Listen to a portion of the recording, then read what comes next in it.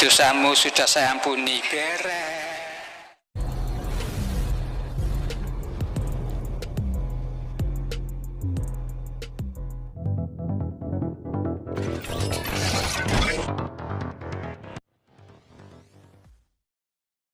Ya, shalom teman-teman semua dimanapun kita berada pada saat ini, kiranya kita semua tetap dalam keadaan sehat dan apapun yang merupakan aktivitas kita sepanjang hari ini, kiranya Tuhan Yesus memberkati. Nah teman-teman, kembali berjumpa lagi di channel kita ini, yaitu Zemayan Yasin, dan pada video kali ini teman-teman saya membahas seorang ustadz yang salah menafsirkan Alkitab, di mana dia menafsirkan ayat mengenai pertanyaan murid-murid Yesus kepada Yesus pada saat itu mengenai siapa yang lebih besar dalam kerajaan sorga.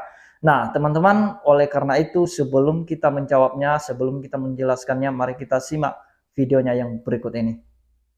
Ketika Yesus ditanya oleh masyarakat, siapa yang layak menjadi penghuni surga?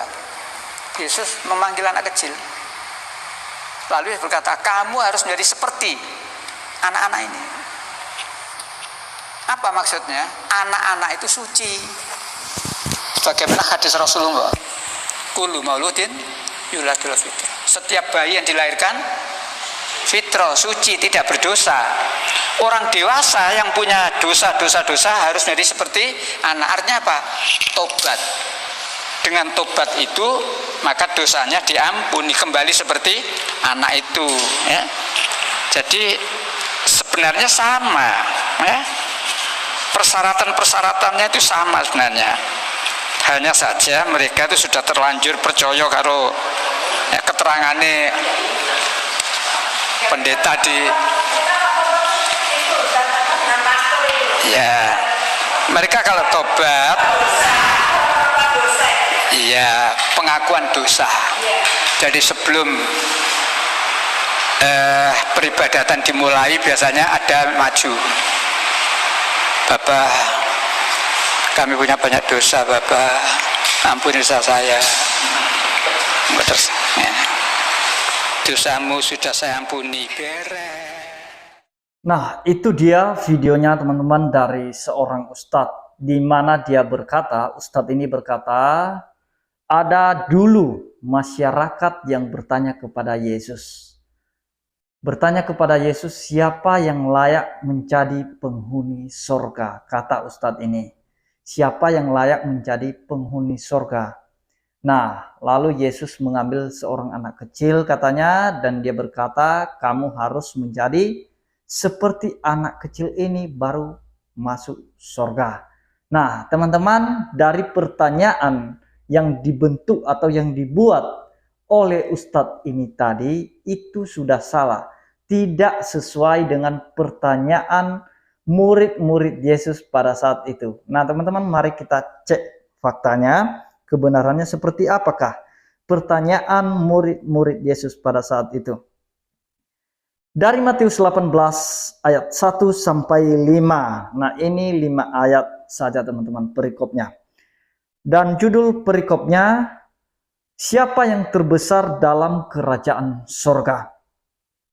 Ayat yang pertama, pada waktu itu datanglah murid-murid itu kepada Yesus dan bertanya. Apa pertanyaan mereka?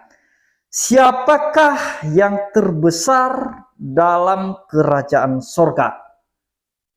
Jadi pertanyaannya, siapakah yang terbesar? Berarti pertanyaan yang dibuat oleh ustadz itu tadi salah.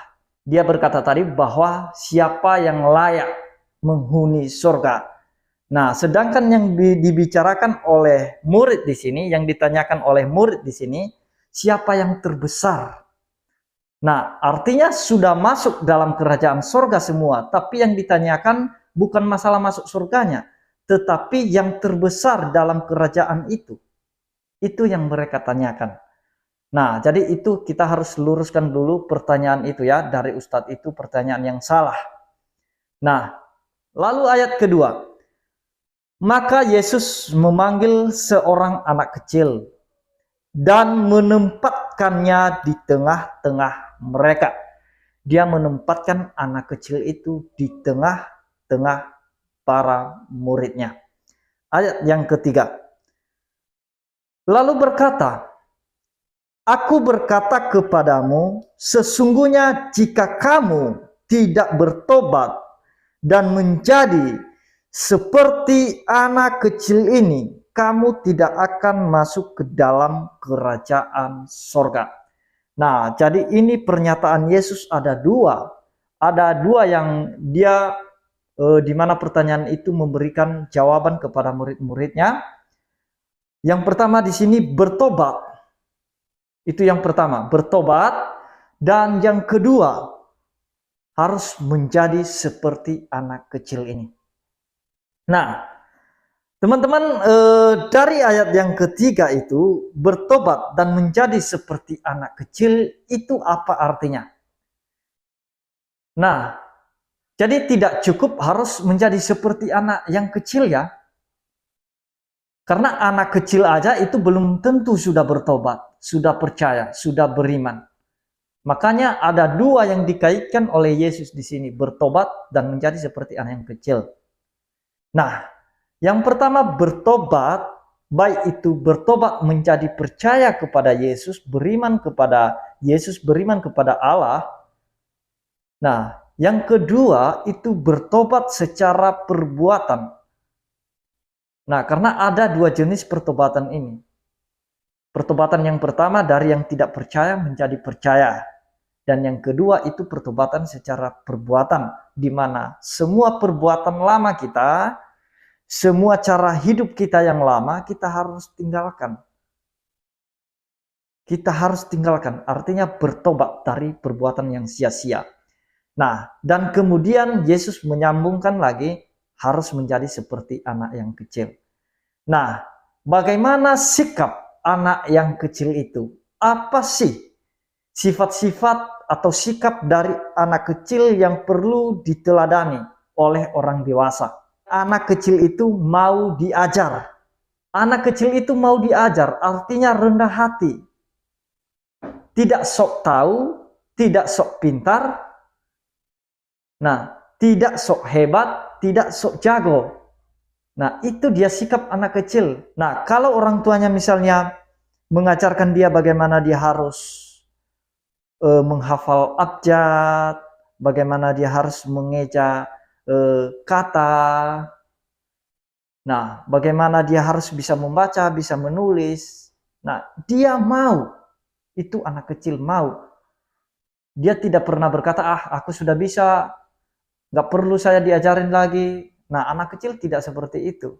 Nah, makanya Yesus mengambil satu contoh, satu teladan, supaya kita belajar. Kita harus menjadi seperti anak kecil yang mau diajar.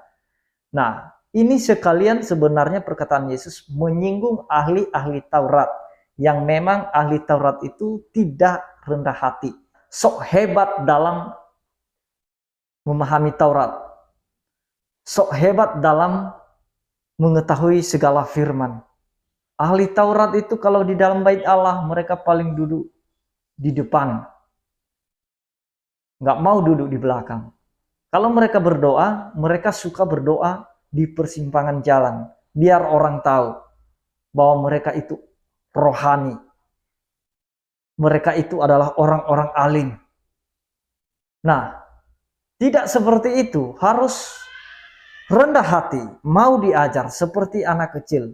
Kalau diajar anak kecil itu tidak pernah memberontak. Nah, kemudian yang seterusnya, anak kecil itu adalah polos, jujur. Tidak ada yang perlu dia sembunyikan. Apa saja yang dia rasakan pasti dia memberitahukan. Kalau misalnya dia nangis, dia pasti beritahukan. Kalau dia misalnya sudah jatuh, dia pasti beritahukan kepada orang tuanya. Kalau orang tuanya menanyakan, kenapa kamu nangis, nakku? Nah, pasti dia kasih tahu, aku jatuh, atau dilempar sama temannya, atau dicubit sama orang. Nah, dia pasti jujur memberitahukan itu. Polos dia. Dia tidak mau pakai sembunyi-sembunyi. Dia tidak mau bohong. Dia tidak mau berdusta. Itu yang perlu dipelajari dari anak kecil. Nah, jadi itu dia teman-teman. Bukan berarti anak kecil itu suci ya, tidak ada dosa. Nah, makanya ada dua yang dikaitkan oleh Yesus di sini, bertobat dan menjadi seperti anak kecil. Nah, kemudian di ayat yang keempat, sedangkan barang siapa merendahkan diri dan menjadi seperti anak kecil ini, dialah yang terbesar dalam kerajaan sorga. Jelas kata firman Tuhan bahwa barang siapa yang merendahkan dirinya dan dia akan ditinggikan. Nah, itu perkataan firman Tuhan. Kalau kita merendahkan diri, kita pasti akan ditinggikan. Sekalipun kita tidak ditinggikan, tidak dimuliakan di dunia ini, tetapi kita mendapat kemuliaan yang lebih besar dari dunia ini. Nah, itu maksud Yesus. Dan ayat yang kelima, dan barang siapa menyambut seorang anak seperti ini dalam namaku, ia menyambut aku. Nah, artinya bahwa anak kecil itu perlu disambut dalam nama Yesus dan perlu dididik mereka, diwariskan iman itu kepada mereka untuk bisa menjadi percaya dan diselamatkan. Kalau Ustadz tadi bilang seperti bayi yang lahir, yang baru lahir itu tidak ada dosa sama sekali, itu bertentangan dengan firman Tuhan. Karena Daud aja dia berkata bahwa dalam kandungan aku dikandung dalam dosa. Nah, artinya bahwa tabiat dosa itu sejak dalam kandungan itu sudah ada. Dan Yesus di sini tidak sedang berbicara masalah tidak berdosa ya. Nah, masalah anak kecil tidak ada dosa. Yesus tidak mengeluarkan pernyataan bahwa anak kecil ini tidak berbuat dosa atau tidak berdosa atau tidak ada dosa. Nah, yang Yesus maksud di situ bahwa kita harus belajar dari sikap anak kecil. Nah, sekali lagi makanya ada dua yang disebut oleh Tuhan Yesus di situ. Yang pertama bertobat dan yang kedua menjadi seperti anak kecil. Nah, karena kalau kita sudah menjadi seperti anak kecil aja itu belum tentu sudah dikatakan bertobat. Nah, jadi itu dia teman-teman yang perlu kita pahami, yang perlu kita ketahui. Bahwa intinya dari ajaran Yesus ini, barang siapa merendahkan diri, ia pasti akan ditinggikan. Nah, jangan mencari siapa yang terbesar dalam kerajaan surga. Karena murid-muridnya pada saat itu mau tahu siapa di antara mereka itu yang menjabat lebih tinggi, yang menjadi penguasa lebih tinggi dari yang lain. Siapa yang terbesar? Kira-kira siapa yang paling dimuliakan? Siapa yang paling berkuasa nanti? Nah, dan Yesus tidak menjawab bahwa siapa yang berkuasa, yang terbesar, yang paling dimuliakan.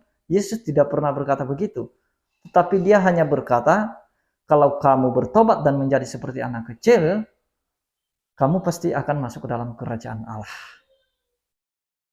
Nah, sekali lagi, bertobat dan menjadi seperti anak yang kecil.